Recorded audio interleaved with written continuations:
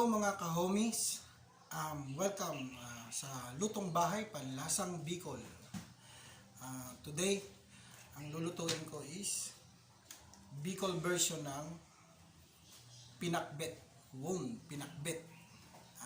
We will be using taba ng baboy. Actually, ang binili ko is kasim. So, tinanggal ko yung taba ng baboy, sineparate ko yung laman. And itong taba ng baboy is gagamitin natin pang gisa sa alamang. Gagamit tayo ng alamang. So, ang pinakbet sa northern side, northern part ng Luzon, sa Ilocano or Pampangueño, they're using gumagamit sila ng bagoong isdang bagoong, pero sa Bicol mostly alamang, marami kaming alamang.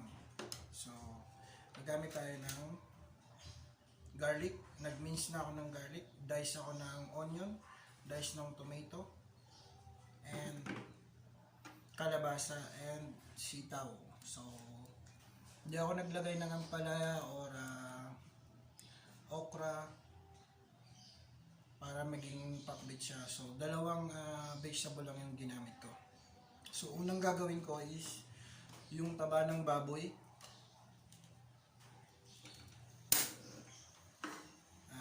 Pag mamantikain natin yung taba ng baboy, lalagyan muna natin siya ng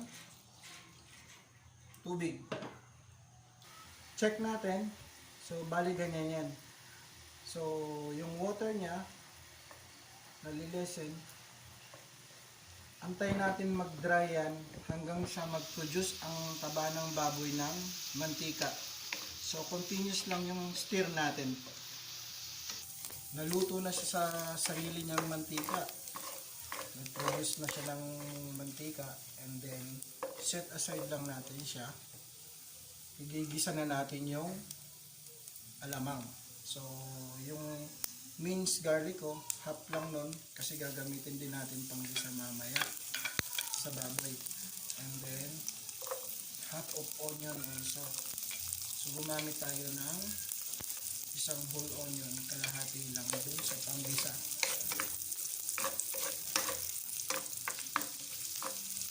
And lahat ng kamatis na.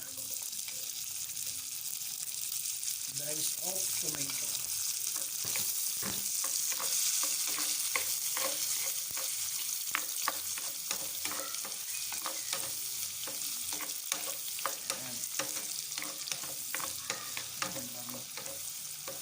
And then lagay na natin yung alamang. Alamang Bicol.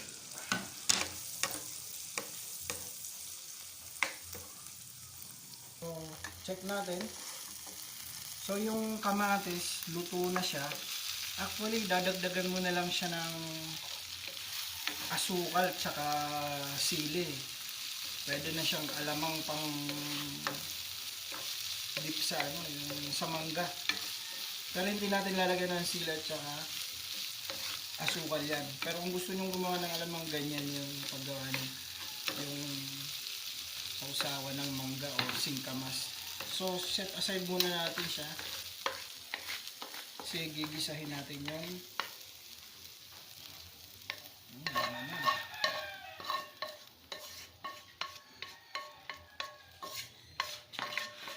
same wok na rin, hindi na tayo maghuhugas, and dyan pa yung flavor. So add lang tayo ng a little bit of coconut oil. Magigisa tayo ng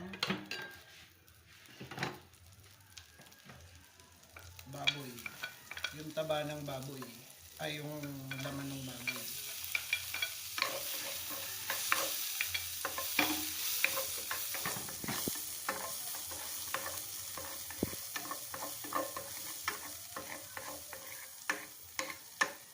So nandiyan pa yung saltiness mo.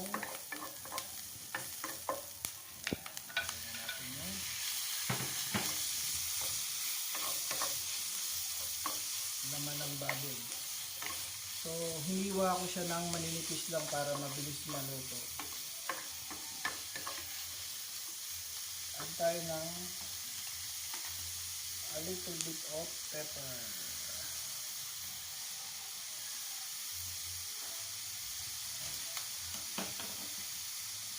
And salty paste para sa baboy.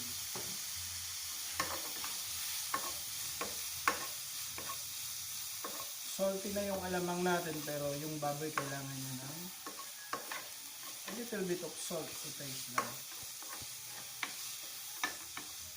Ayan. Pag nag-turn in white na yung karne ng baboy, add tayo ng 1 glass of water. Antayin natin siyang lumambot. So, check natin. Malambot na yung, pag malambot na yung laman ng baboy, i-add na natin yung alamang natin na ginisa kanina sa kamatis. Ayan.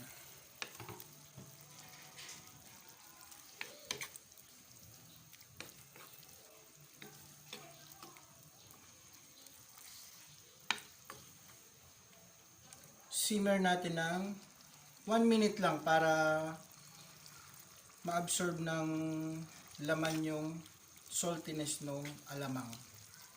So, bali, add natin yung hiniwa natin kalabasa. As you can see, yung kalabasa ko walang balat, and then kinat ko siya ng pare-pareho para pag naluto siya, sabay-sabay din silang naluluto. So, lagay na natin yung kalabasa kasi siya yung matagal maluto kaysa sa sitaw. So, malapit nang maluto yung kalabasa natin, i-add na natin yung string beans natin, yung sitaw. So, hinugasan na natin yan. Haluin natin siya. So, gusto ko sa malunggay. Sa sitaw, ang gusto ko sa sitaw is crunchy, malutong. Half cook lang siya. Yun yung gusto ko sa. So, pag nalagay na natin lang gulay, maglalagay tayo ng seasoning. Magic sarap. Magic sarap, baka naman. Natin ang umami. So, umami and saltiness, it's complement each other. So,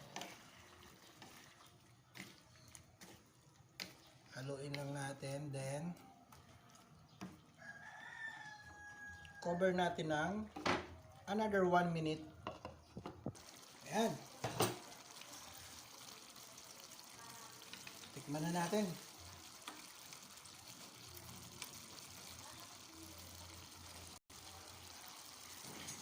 Ayan, tikman na natin.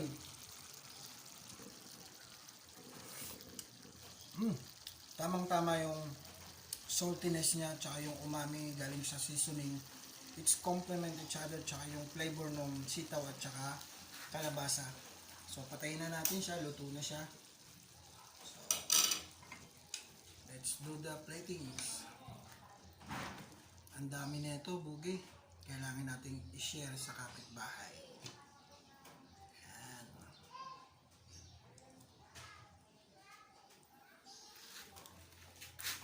Nakita nyo yung sitaw.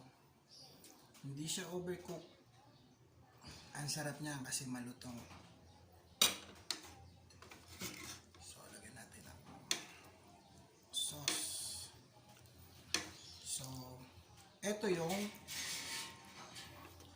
Pinakbet Bicol version.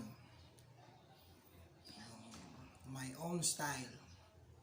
So, thank you for visiting my channel, and if you, pag di pa kayo nakapag-subscribe, please subscribe para makagawa pa ako ng maraming video. Peace out.